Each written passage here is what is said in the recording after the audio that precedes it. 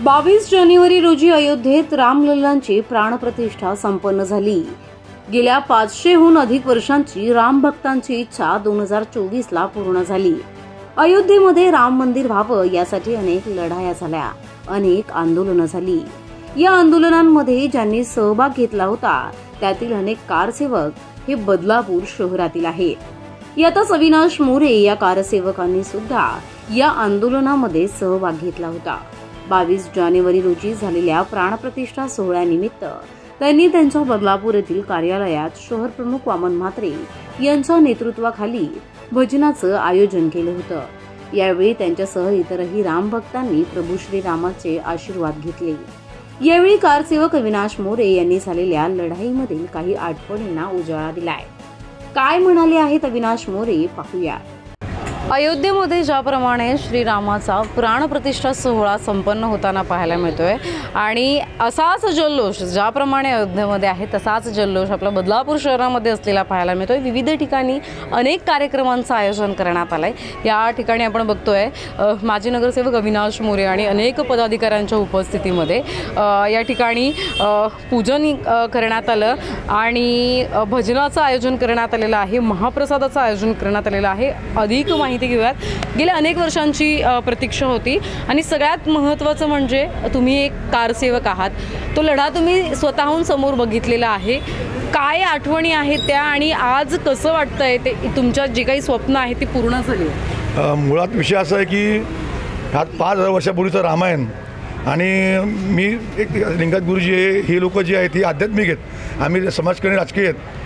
पण हजारो वर्षापासून मी रिसर्च करतोय, म्हणजे मी विचार करत होता की रामाने जो प्रवास केला श्रीरामाने पुरुषोत्तमाने, तो प्रवास तसाच रामेश्वरमपर्यंत तो श्रीलंके पण गेला आहे। त्या प्रवासाची रूपरेषा जशी आहे तशीच आहे, फार कमी लोकांना माहिती आहे। ज्यांना अज्ञान आहे ती खऱ्या गोष्टी सांगेन, विज्ञानात तुम्ही मार्क करून बघा की तो रूट तसा सेम टू सेम नाशिकच्या पंचवटीपासून राम ज्या प्रकारे सीता आणि राम आणि लक्ष्मण आणि वाणी चालत गेली ते संपूर्ण तसं आहे। म्हणजे खरी गोष्ट आहे आणि फॅक्टमधली गोष्ट आहे। 1528मध्ये जे बाबर आपल्यावरती आक्रमण करायला आले तर त्यांनी त्याचा मुलगा हुमायूं हा आजारी पडल्यामुळे हकीम वैद्य केले। त्यांनी असं सांगितलं की माझा मुलगा बरा झाला तर माझ्या मुलाच्या बरानंतर हकीम बरं केल्यानंतर मी त्या ठिकाणी हिंदूंचं पवित्र देवस्थान राम ह्याचं मंदिर पाडून मी त्या ठिकाणी बाबरी मस्जिद बांधीन। मग त्या ठिकाणी नमाज कधीच पडला गेला नाही आत्तापर्यंत। बाबरी मस्जिद 1928ला उभी केली मीर बाकी आणि त्याच्या सरसेनापती मीर बाकीने उभी केली। मीर बाकीने त्या ठिकाणी मोठे शिलालेख लिहिली होती आणि ती शिलालेखाचा काही तुकडा माझ्याकडे होता, काही जमा केला आम्ही अयोध्येमध्ये तो तुकडा शरद मात्र आम्ही घेऊन आलो होतो घरपर्यंत बदलापूरपर्यंत। त्यावर असं लिहिलं होतं की बाबराच्या सांगण्यावरनं मीर बाकीने लिहिलं होतं की या ठिकाणी आम्ही रामाचं मंदिर पाडून आम्ही या ठिकाणी मस्जिद बांधत आहोत। आज 500 वर्षानंतर गेले 100 वर्ष केसेस इंग्रजांच्या काळातून केस लढतोय आपण। 1983मधून केस सुरुवात झाली, 89ला लालकृष्ण अडवाणींच्या नेतृत्वाखाली प्रयत्न झाला, मोठी क्रांती झाली आणि 90ला हजारो लोक मारल्यानंतर या ठिकाणी घराघरात रामाचं मंदिर बनलं पाहिजे अशी प्रेरणा सुरुवात झाली। आणि मग 6 डिसेंबर 1992ला जवळजवळ ह्या अख्ख्या देशभरातून वर्ल्डमधून 7.5 लाख कारसेवक त्या ठिकाणी पोहोचले। त्यातलं एक छोटासा कारसेवक मी इथे होतो। मस्जिदीवरती बदलापूरातले 8 ते 10 मुलं चढली होती, नायर असेल, राजा वाजपेयी असेल, आशिष असेल, शरद मात्रे नेतृत्वाखाली आम्ही तिथे गेलो होतो। पण मस्जिदच्या वरती बदलापूरची 8 ते 10 पोरं चढली होती। आम्हाला अभिमान आहे, आम्ही त्या ऐतिहासिक सोहळ्यामध्ये 1000 वर्ष 500 वर्ष म्हणजे किती पिढ्या आल्या, काही पिढ्या तुकाराम महाराज, ज्ञानोबा महाराज, संत कित्येक लोक झाली। त्यांची अपेक्षा होती की रामाचं आमचं मंदिर त्या ठिकाणी बसलं पाहिजे। अरे आम्ही कुठल्या धर्माच्या विरोध नाही, ज्या ठिकाणी त्याचं स्थान आहे तिथे असलंच पाहिजे। जेरुसलममध्ये येशूचं आहे, मक्का मकिनामध्ये अल्लाचं आहे, असं श्रीरामाचं आमचं अयोध्येमध्ये आहे। हे सांगायची कोणी गरज नाही, आमचं काय पाकिस्तानमध्ये नसणार आहे। फक्त विषय असा आहे कोणी कोणाचं ऑब्जेक्ट घेऊ नये। हजारो जवळजवळ 140 कोटी हिंदू लोक याची वाट बघत आहेत की 500 वर्षानंतर ही परंपरा पूर्ण झालेली आहे। आणि आज 12:20 12 वाजून 44 मिनिटापर्यंत हा जो मुहूर्त आहे रामाची प्रतिष्ठापना होणारे हा ऐतिहासिक दिवस आहे, कोणी विसरू नये। रामामुळे आपल्याला हा देशामध्ये चांगली आणि मर्यादित पुरुषोत्तम राम आहे आणि मी सांगेन की आम्हाला अभिमान आहे या देशाचं। रामासारखे कृष्णासारखे लोक जन्माला आले, त्यामुळे आम्हाला हे रामायण भगवद्गीता यासारख्या चांगले ग्रंथ वाचायला भेटले। आणि मी परत एकदा ह्या नवीन पिढीला सांगेन की 500 वर्षानंतर आनंदाचा दिवस आला आहे, याचा आनंद आपण सगळ्यांनी घ्यावा आणि आपला इतिहास सगळ्यांना सांगितला पाहिजे अशी नम्र विनंती। अर्थात गेल्या अनेक वर्षांची प्रतीक्षा आज पणाला येते. यामध्ये अनेक कारसेवकांना स्वतःचं प्राणाचं बलिदान द्यावं लागलं होतं. अनेक कारसेवकांनी तुरुंगवास यामध्ये भोगला होता. बदलापूर शहरामध्ये सुद्धा यामधील अनेक कारसेवक आहेत. आपण बघतोय गेल्या अनेक दिवसांपासून त्यांचा सन्मान होतोय, कारण की अयोध्येमध्ये श्रीरामाचं मंदिर होणं म्हणजे एक विजयच म्हणायला हरकत नाही. आणि हा विजय या कारसेवकांमुळे शक्य झालेला आहे.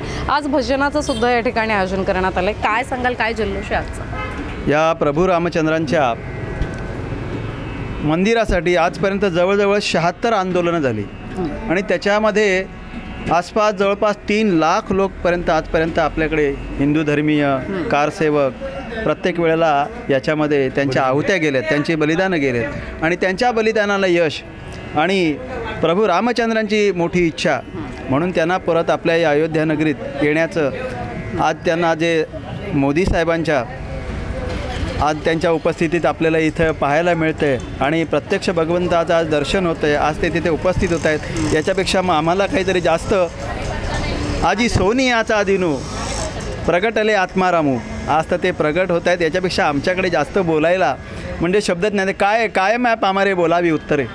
तर या बदलापूर परिसरातील बदलापूर संपूर्ण शहरातील या कुळगाव शिरगाव बदलापूर परिसरातील आमचा वारकरी संप्रदाय आज जवळजवळ आम्ही 30-32 वर्ष आळंदी पंढरपूरची यात्रा, दरवर्षीची यात्रा आणि पायीवारी तसेच या वेगवेगळ्या ह्याच्यातून सामाजिक सोहळे इथं जे आमचे कार्यक्रम होत असतात त्याच्यात आम्ही सहभागी होत असतो आणि त्याच्यातले त्यात आमच्या इथले सगळे रहिवासी अविनाशजी मोरे शिवाय यांचं नेहमी मोलाचं सहकार्य असतं आणि त्यांच्याबद्दल सांगायचं म्हणजे आता ते तुम्हाला बोलले पण ते व्यक्तिगत स्वतःबद्दल काहीच बोलू शकत नाही. माणसाची म्हणजे ते वेगळा विपर्यास होतो पण त्यांच्याबद्दल काही बोलण्यासारखं पण नाही आहे, कारण काय एवढे सुंदर व्यक्ती आहेत आणि पहिल्यापासून आत्ताच तुम्ही ते ऐकलंत की या वेळेला मी तिथे होतो, कारसेवक होते, बरोबर की नाही. मग याच्यावरून ते किती हिंदू अभिमानी आणि रामाभिमानी आहे इथंच तुम्हाला याच्यात सगळं का ऐकायला आणि पाहायला मिळतं आहे. तर त्यांना माझ्यातर्फे आमच्या ह्या परिसरातील सर्व मंडळीतर्फे ना उदंड आयुष्य लाभो आणि त्यांच्याकडून अशीच प्रभू रामचंद्रांची सेवा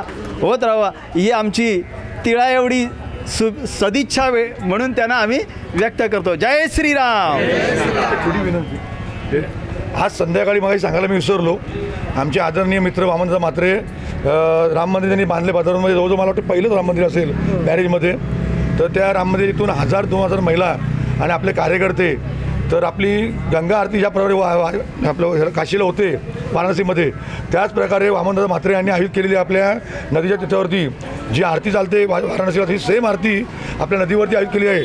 तर सगळ्या कार्यकर्त्यांना विनंती करतो मी आणि सगळ्या महिला वर्गांना की संध्याकाळी 7 वाजता रॅलीमध्ये सहभागी होऊन त्या ठिकाणी आरतीला वामनदादा म्हात्रे यांच्या नेतृत्वाखाली रामाच्या आरतीसाठी सगळ्यांनी उपस्थित राहावं ही नम्र विनंती. प्रतिनिधी श्रद्धा ठोंबरे, आपले बदलापूर. फॅशन इंडस्ट्रीमध्ये वेळेसोबत लोकांचा पेहरावही बदलत चाललाय आणि हाच पेहराव आणखी आकर्षक वाटण्यासाठी बदलापूर पूर्व कात्रप HP पेट्रोल पंप समोर सज्ज झाला आहे कॅन्टाबिल सारखा इंटरनॅशनल ब्रँड. येथे तरुणांसाठी formal, casual, 2 piece suit, 3 piece suit, blazer, jeans तसेच हिवाळा ऋतू लक्षात घेता sweatshirt, hoodie, jacket, full sleeve T shirt यासोबतच ऍक्सेसरीज मध्ये belt, towel, tie, socks, perfume, deo, slipper यांसारखे एक ना अनेक ब्रँडेड कपडे व इतरही ऍक्सेसरीज मिळणार मोठ्या डिस्काउंट मध्ये. मग वाट कसली बघताय? आजच भेट द्या बदलापुरातील कॅन्टाबिल इंटरनॅशनल ब्रँडच्या भव्य शोरूमला.